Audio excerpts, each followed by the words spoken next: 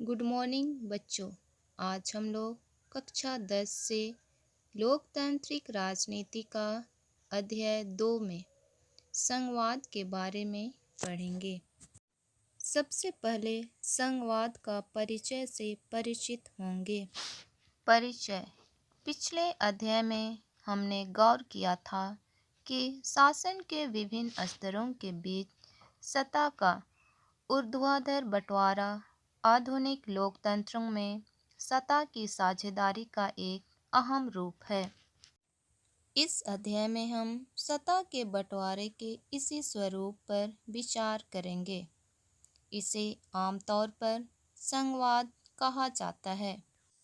इससे एक ही लोकतांत्रिक व्यवस्था के अंदर अलग अलग इलाकों का साथ रहना और चलना संभव हो पाता है।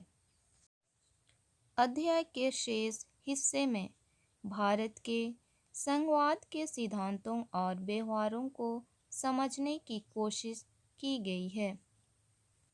इस अध्याय में भारत में संघीय व्यवस्था के बारे में चर्चा करेंगे।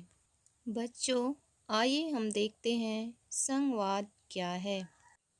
हम लोगों ने पिछले वीडियो में देखा था कि बेल्जियम और श्रीलंका के संविधान में जो प्रमुख बदलाव किए गए, उनमें केंद्रीय सरकार की शक्ति में कमी करना भी एक था और ये अधिकार प्रांतीय सरकारों को दिए गए। बेल्जियम में उससे पहले भी प्रांतीय सरकारें थी, तब भी उनकी अपनी भूमिका थी, अपने अधिकार थे, पर ये अधिकार उनको केंद्र द्वारा दिए गए थे और इन्हें केंद्र सरकार वापस भी ले सकती थी। 1993 में बेल्जियम में कुछ बदलाव हुए और प्रांतीय सरकारों को कुछ संवैधानिक अधिकार दिए गए। बेल्जियम में प्रांतीय सरकारें अब केंद्र पर निर्भर नहीं रही। इस प्रकार बेल्जियम ने एकात्मक शासन की जगह संघीय शासन प्रणाली अपना ली।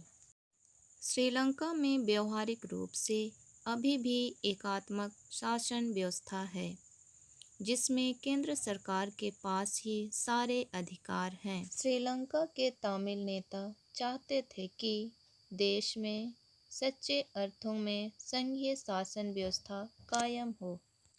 हम लोगों ने अभी बेल्जियम और श्रीलंका के संघीय शासन व्यवस्था के बारे में देखा। आगे हम देखेंगे भारतीय संघीय व्यवस्था के बारे में। संघीय शासन व्यवस्था में सर्वोच्च सत्ता केंद्रीय प्राधिकार और उसकी विभिन्न इकाइयों के बीच में बंट जाती है। आमतौर पर संघीय व्यवस्था में दो स्तर पर सरकारें होती है। एक पूरे देश के लिए होती है, जिसके जिम्मे राष्ट्रीय महत्व के विषय हैं, जिसे केंद्र सरकार कहते हैं। फिर राज्य या प्रांतों के स्तर की सरकारें होती है, जिसे राज्य सरकार कहते हैं। सत्ता के इन दोनों स्तर की सरकारें अपने अपने स्तर पर स्वतंत्र होकर अपना काम करती है। इस अर्थ में संघीय शासन व्यवस्था एकात्मक शासन व्यवस्था से ठीक उल्टा है। एकात्मक व्यवस्था में शासन का एक ही स्तर होता है और बाकी इकाई उसके अधीन होकर काम करती है। इसमें केंद्रीय सरकार प्रांतीय या स्थानीय सरकारों को आदेश दे सकती है। संघीय व्यवस्था में केंद्र सरकार राज्य सरकार को कुछ खास करने का आदेश नहीं दे सकती। राज्य सरकारों के पास अपनी शक्तियां होती है और इसके लिए वह केंद्र सरकार को जवाबदेह नहीं होती है। ये दोनों ही सरकारें अपने अपने स्तर पर लोगों को जवाबदेह होती है। आइए संघीय शासन व्यवस्था की कुछ महत्वपूर्ण विशेषताओं पर गौर करें। पहला, यहाँ सरकार दो या अधिक स्तरों वाली होती है। दूसरा, अलग अलग स्तर की सरकारें एक ही नागरिक समूह पर शासन करती है, पर कानून बनाने, कर वसूलने और प्रशासन का उनका अपना अपना अधिकार क्षेत्र होता है। तीसरा, विभिन्न स्तरों की सरकारों के अधिकार क्षेत्र संविधान में स्पष्ट रूप से वर्णित है। इसलिए संविधान सरकार के हर स्तर के अस्तित्व और प्राधिकार की गारंटी और सुरक्षा देता है। चौथा, संविधान के मौलिक प्रावधानों को किसी एक स्तर की सरकार अकेले नहीं बदल सकती। ऐसे बदलाव दोनों स्तरों की सरकारों की सहमति से ही हो सकती है। पाँचवां, अदालतों को संविधान और विभिन्न स्तर की सरकारों के अधिकारों की व्याख्या करने का अधिकार है। विभिन्न स्तर की सरकारों के बीच अधिकारों के विवाद की स्थिति में सर्वोच्च न्यायालय निर्णायक की भूमिका निभाता है। छठवां, वित्तीय स्वायत्तता निश्चित करने के लिए विभिन्न स्तर की सरकारों के लिए राजस्व के अलग अलग स्रोत निर्धारित हैं।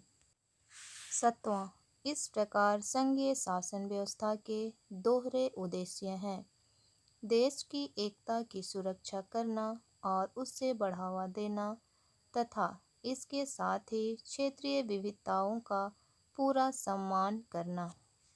इस कारण संघीय व्यवस्था के गठन और कामकाज के लिए दो चीज़ें सबसे महत्वपूर्ण हैं। विभिन्न स्तरों की सरकारों के बीच सत्ता के बंटवारे के नियमों पर सहमति होनी चाहिए और इनका एक दूसरे पर भरोसा होना चाहिए ताकि वे अपने अपने अधिकार क्षेत्रों को मानें। आदर्श संघीय व्यवस्था में ये दोनों पक्ष होते हैं: आपसी भरोसा और साथ रहने पर सहमति। केंद्र और विभिन्न राज्य सरकारों के बीच सत्ता का बंटवारा हर संघीय सरकार में अलग अलग किस्म का होता है।